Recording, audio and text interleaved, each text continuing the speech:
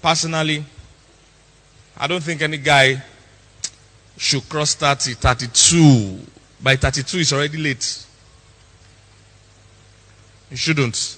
There are abundant of good women everywhere. Abundant of good Christian women everywhere. When I met my wife, there was no emotional spark. I was not excited. I liked her as a person. Watch out for people that say, I love you, I don't know why.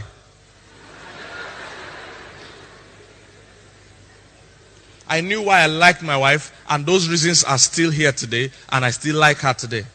That is important. Because the guy that tells you, I love you, I don't know why, the day he's going to change his mind and say, I hate you, he will say it for the same reason. I don't know why. I just don't know why. I'm just tired.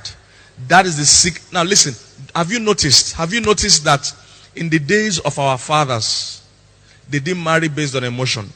Hope you know that. Oh, they didn't. Those days they married for basic things. For instance, they checked character. In fact, they didn't only check character, they would go and investigate your family. Am I correct? It was purely on tangible things. You will not hear somebody in those days saying, I saw the girl, I began to shake, I began to shake. You will never hear that nonsense. That old men, I want to say young men, that old men are telling me today. You will never hear such. They married on clear value. Then they born for their house. Are they anybody mad there? They get sense. Once they check basic, real qualities, some of those girls, you don't even have to meet them before time. They arrange the marriage. They just tell you, marry her, you'll be fine. They make sure, can she cook? Is her mother well behaved? Is her mother in her father's house? Can she cook? Once they get values sorted, forget a butterfly. And funny enough, those marriages are doing far better than all this butterfly marriage of our generation. Because we are making common mistakes that scripture says not to do. Charm. When I saw the girl, I couldn't breathe. I just confused. I'm excited. Excitement does not last. Look for a hardworking girl. Her head is on the ground. She's doing something with her life. She loves the Lord. She serves the Lord. She's hardworking. She's homely. She's doing what she can do. Marry this girl. There are many of them, good girls everywhere. And I'll see old men roaming around. It's tiring. And listen, guys, if you're a guy here 35 and above, the challenge is this, and you have not met a lady yet.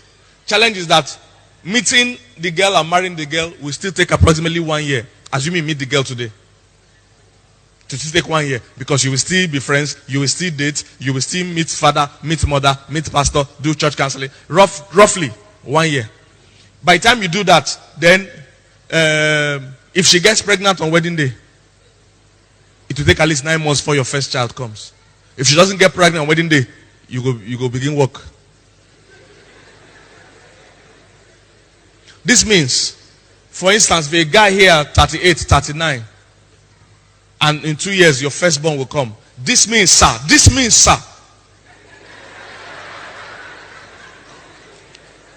that when your first child is 1 year old, you'll be about 42 or 43.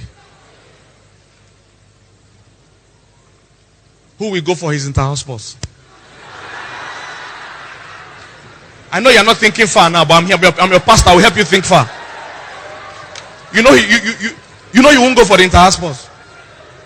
Okay, but you can go with wheelchair or walking stick. Because you're not thinking far now. You're walking about, posing, looking for butterfly. Looking for charm. Meanwhile, there are good girls everywhere around you, but you cannot see. You're waiting for this dream girl that you watch in movie. That doesn't exist. That doesn't exist. Many of these guys have not faced the reality. I have them in this church. I have 40-year-olds, single men roaming around in this church. Some of them have become serial daters. Champion daters. They date all the new girls in church. They are daters.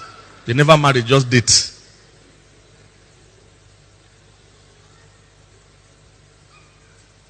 If you are approaching 40, not married, not in relationship, your first child, you're going to be older than him with about 40-something years. That's your first child. We never talk about your last born.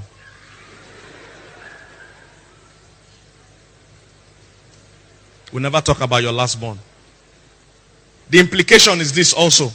You will be paying school fees when you might have stopped working. The worst thing you can do to yourself as a man is to be paying heavy bills when you are not earning heavy money. Some of you here, you have parents that are retired now. You know what's up. The money you make at that age or at that level is just for you to barely survive. You can't be bearing bills like rent or school fees. And who knows how much school fees will be by that time. Because when we were young, primary school was free. Today, there are some schools that are 500k primary school per term, not per lifetime.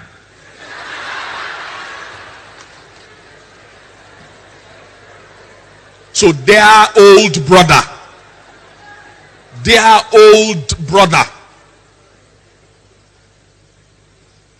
you might be looking for butterfly and be roaming around because you and your friends, nobody's telling you the truth. I'm your pastor, I'll tell you the truth, man.